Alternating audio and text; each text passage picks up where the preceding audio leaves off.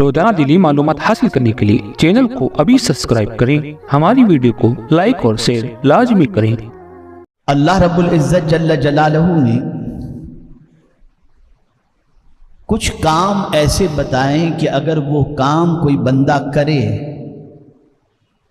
تو اللہ رب العزت اس بندے سے محبت فرماتا ہے۔ اس سے بڑی سعادت کیا ہوگی کہ مالک خود اپنے بندے سے محبت فرمائے، اور یہی وجہ ہے کہ جتنے بھی اللہ کے نیک بندے رہے ان کی ایک سوچ آپ کی سماعتوں کے حوالے کر دوں کہ وہ ہمیشہ ایسے اوصاف اپناتے جس سے اللہ محبت کرے، اور ہم ایسی چیزیں اپناتے ہیں جس سے انسان محبت کرے۔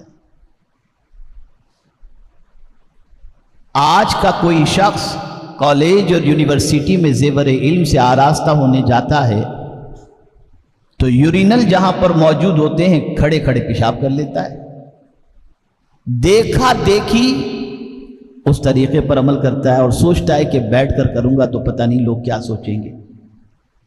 اور بہت سارے نوجوانوں کو جب نماز کے وقت یہ کہا جاتا ہے نماز پڑھ لو، ہم ناپاک ہیں، یہ جواب ملتا ہے۔ تو اگر کوئی بندہ پاک رہنے کو پسند کرتا ہے اور پاکیزگی کو پسند کرتا ہے تو یہ اس کی پسند وہ ہے کہ پاک رہنے والے سے خود اللہ بھی محبت فرماتا ہے، اللہ بھی محبت فرماتا ہے۔ میں پورے چیلنج کے ساتھ کہتا ہوں، حضور صلی اللہ تعالی علیہ وسلم کے کپڑوں کے اندر کبھی کوئی داغ ثابت نہیں کر سکتا۔ حضور صلی اللہ علیہ وسلم کا گھر ہمیشہ صاف رہا کرتا، حضور صلی اللہ علیہ وسلم کے برتن ہمیشہ صاف رہا کرتے۔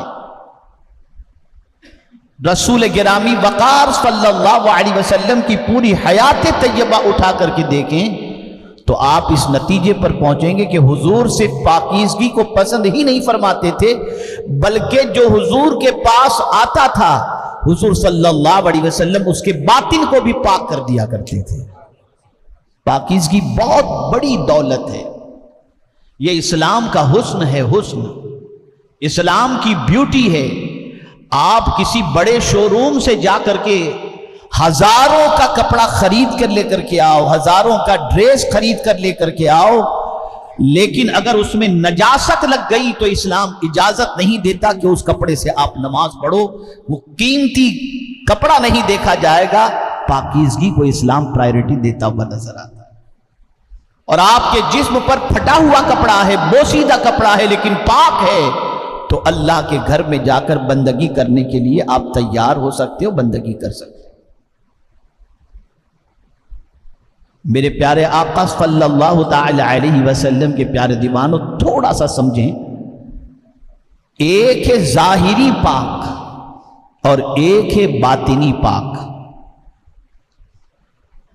ظاہری پاک رہنے کو اللہ پسند فرماتا ہے اور باطنی پاک رہنے کو بھی اللہ پسند فرماتا ہے۔ ظاہری پاک کسے کہتے ہیں؟ کہ آپ کا وضو آپ نے استنجا کیا، فوراً آپ نے پانی لیا، استنجا اچھی طریقے سے کیا اور آپ نے پاکیزگی کو پسند کیا۔ اب تو دنیا کے اندر آہستہ آہستہ صرف ٹیشو پیپر کا استعمال شروع ہو چکا ہے، بلکہ آپ کو جان کر حیرت ہوگی کہ یورپ کے اور اسٹیٹ کے کسی ایئرپورٹ کے بیت الخلا کے اندر، بلکہ ایشیا کے بڑے بڑے ہوٹلوں کے ٹوائلٹس کے اندر، ایشیا کے ٹوائلٹس کے اندر آپ کو پانی کا شاور ٹوائلٹ میں ملے گا، لیکن یورپ کے اندر اور اسٹیٹ کے اندر کہیں بھی آپ چلے جائیں، ایئرپورٹ سے لے کر کے بڑی بڑی ہوٹلوں کے اندر، وہاں پانی کا سسٹم استنجا کے لیے ہے ہی نہیں۔ ہم لوگ کبھی جب جاتے ہیں، ایئرپورٹ پر اترتے ہیں اور استنجے کی حاجت ہوتی ہے تو ہم پہلے پانی کا بوٹل اپنے ساتھ رکھتے ہیں اور پھر وہ پانی کا بوٹل بھر کر کے ٹوائلٹ کے اندر جاتے ہیں۔ وہاں کوئی پانی کا سسٹم نہیں ہے استنجا خانے کے اندر، اور دنیا ایسے گندوں کے پیچھے چلنا پسند کرتی ہے۔ آپ دیکھ لیجئے، پورے چیلنج کے ساتھ کہتا ہوں،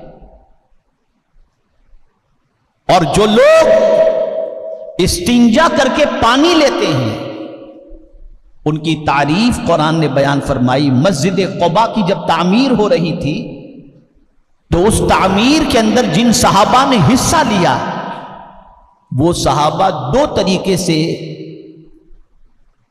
پاکیزگی حاصل کرتے تھے. جب استنجا کرنا ہوتا تو ڈھیلے استعمال کرتے اور ڈھیلے سے استنجا کر لیا پاکیزگی حاصل کر لیا کرتے تھے. اور پھر پانی کا بھی استعمال کرتے تھے.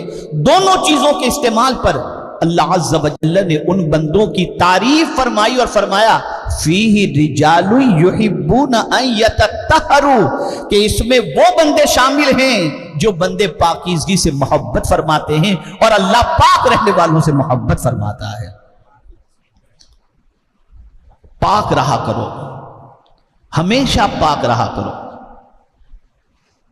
جگہ کو پاک رکھو، برکت نازل ہوگی. مکان کو پاک رکھو، برکت نازل ہوگی.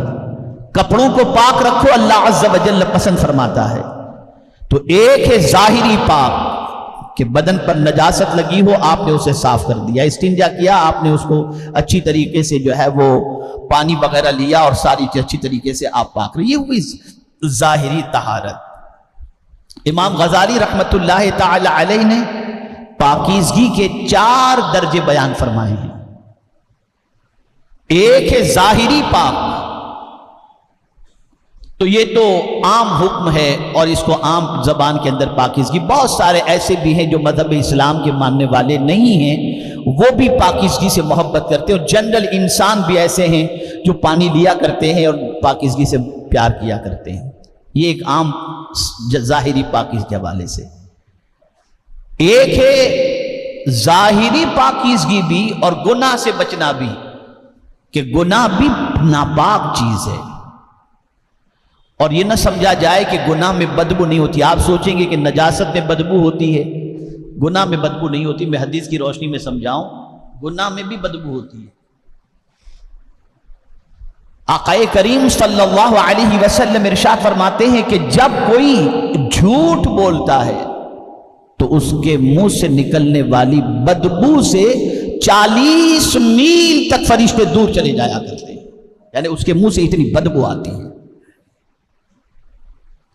تو اعمال کے اندر بھی خوشبو ہے اور اعمال کے اندر بدبو بھی ہے. تو وہ بندہ جو صرف ظاہری پاکیزگی پر خیال کرتا ہے وہ تو ٹھیک ہے، عام انسان ہے. دوسرا وہ بندہ جو ظاہر کو بھی پاک رکھتا ہے اور باطن کو بھی پاک رکھتا ہے، یعنی گناہوں سے اپنے آپ کو بچاتا ہے کہ گناہ کے اندر بھی ناپاکی ہے.